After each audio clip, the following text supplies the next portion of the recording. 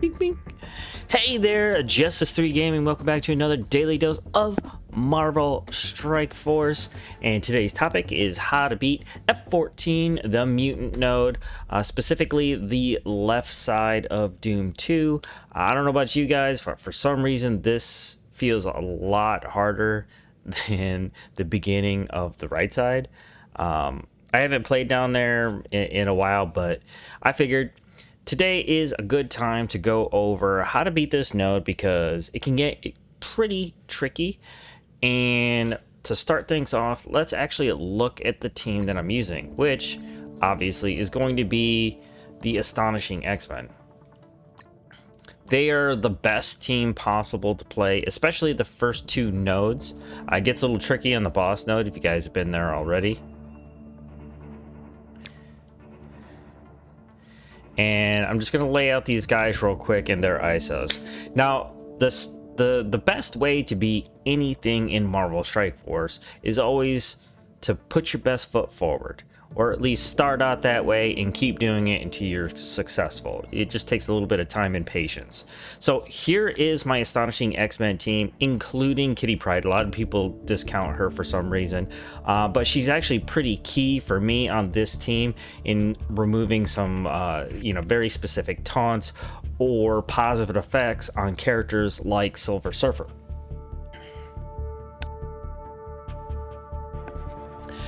So obviously Beast has to be survivable in this raid. He's probably the one character when I first came into Doom 2 that really suffered from getting one-shotted from other characters on the field. And that's before I started coming up with a very solid strategy in beating the nodes for Doom 2 here. Now, Bishop's going to start out. We're going to talk about F14. And so first, the positioning here, obviously, I got Kitty Pryde in the middle to split up any chain attacks that might happen on the field. And I have my tank on the right side, which is Bishop, because he's going to start off with that taunt, which is great because I don't need anybody else actually catching a blind or anything like that right away.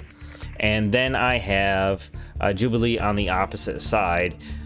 Basically to kind of mitigate any damage coming towards Beast, and hopefully Kitty Pryde will do the same thing for him, and Iceman on the right side. Although he takes care of himself fairly well here, he's another key character that I have all three, Jubilee, Kitty Pryde, and Iceman, all on Skirmisher because they do need that extra focus to make sure their negative effects do land, because they are far more important than a lot of people give them credit for.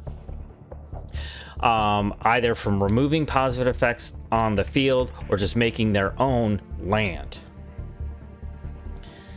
Let's see here. What can I say about these characters so far? Beast, you really got to take care of him. Make sure that he can heal himself. I do have a healer here because he really needs to get his HP all the way back up as soon as possible. I tried to play around with barrier a little bit. It doesn't work as well as I hope that it would, because a lot of times Bishop is going to be pulling attention off of him. But beyond that, Kitty Pryde, 100% useful. Now, this entire team is built on speed. Because of Jubilee, anytime somebody goes down, you get 25% speed bar. That's a huge chunk of speed bar every single time an enemy goes down. And especially the first two nodes, they are just built for the Astonishing X-Men team. I'm talking the full range of the team. Mainly being, once you start off this fight, especially in F14 right here, Bishop usually gets blinded, but his special will allow him to hit any target on the field. What I want to do here is to start that off on the summons, start that speed bar build up, because the key move here in beating this right away or one-shotting it is making sure you can get up to Squirrel Girl fast enough to stun her, and then the fight's pretty much all done. Because once she goes down, she's got no way to remove the negative effects on the rest of the field, and you just keep playing around with the summons until everybody is gone. Now, it gets a little tricky around the Infinity Watch characters that are there and Silver Surfer, but it's more manageable when Squirrel Girl is gone, and you'll see that in this fight. And remember, Iceman is there not just to slow them down, but it's to take their armor away.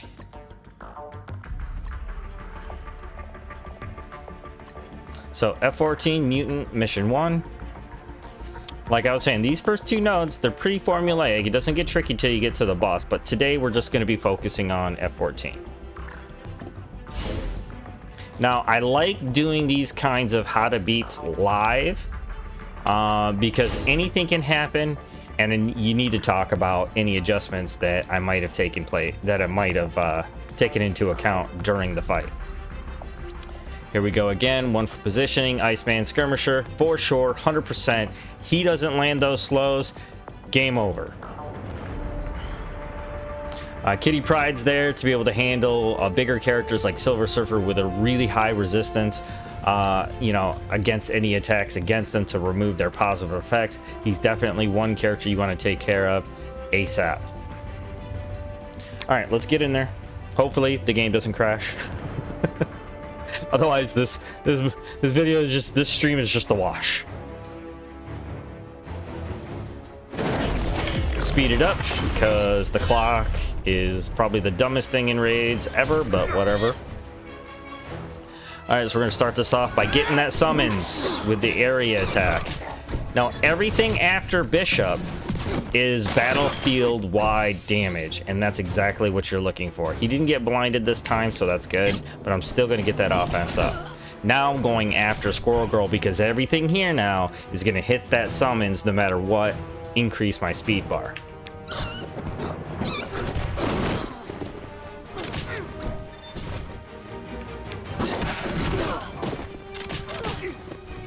Boom, Jubilee is up and ready for the stun.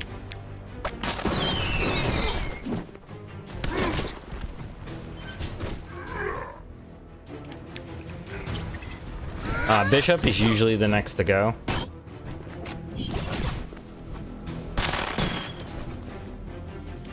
But I'm going to get that whole corner there. That's a big jump in speed bar. I do need to be aware of Silver Surfer, but I don't want to take Hela out immediately. But I still do have to focus on these Infinity Watch. I'm going to go for speed bar.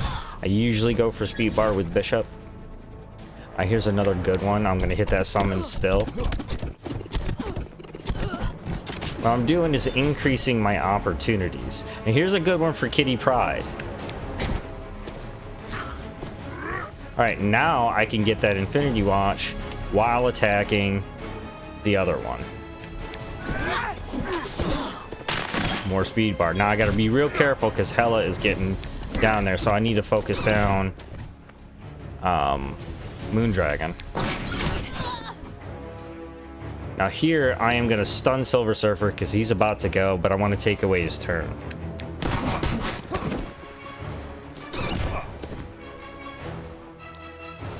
There's no real big advantage in trying to use Jubilee's special here because there's not enough characters on the field to really, because what's going to happen is if I kill them, it spreads all the negative effects to everybody else on the field. Something I do a lot in Dark Dimension 4.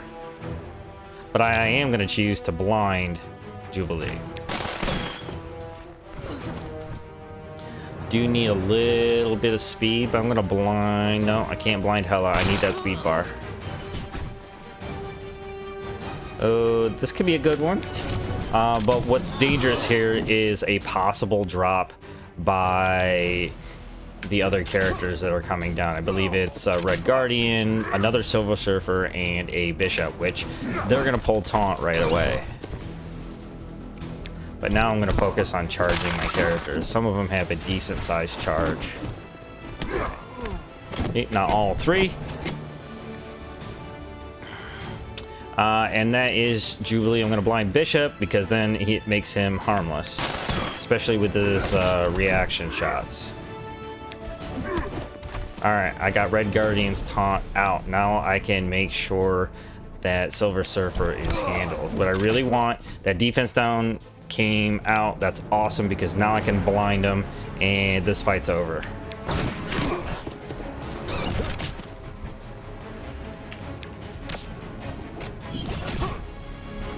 You remember, Silver Surfer gets speed bar for every character on the field, and he, well, actually, he has speed bar and healing, I believe. Yeah, blind.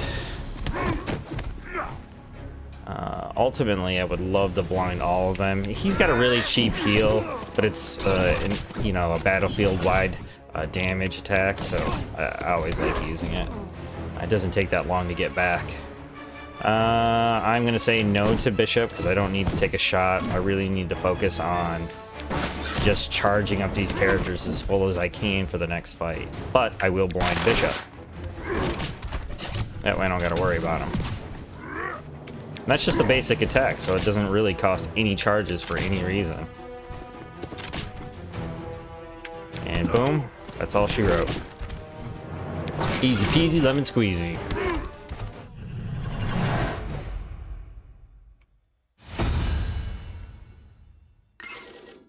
So in conclusion here, when I say that, you know, the first two nodes of the Doom 2 Mutant, very paint by numbers, it's because they're designed to utilize a summon somewhere on the field. Now, Multiple Man actually does that for the next node. And the next one, it's really the start of the fight that you really need to pay attention to have that under control. Now, I'm going to go over that on the next one. I just don't have the energy to be able to get to the second node today, but that will be a stream for a future date. If you have any questions, please let me know down in the description below for this stream or video if that's what you're watching.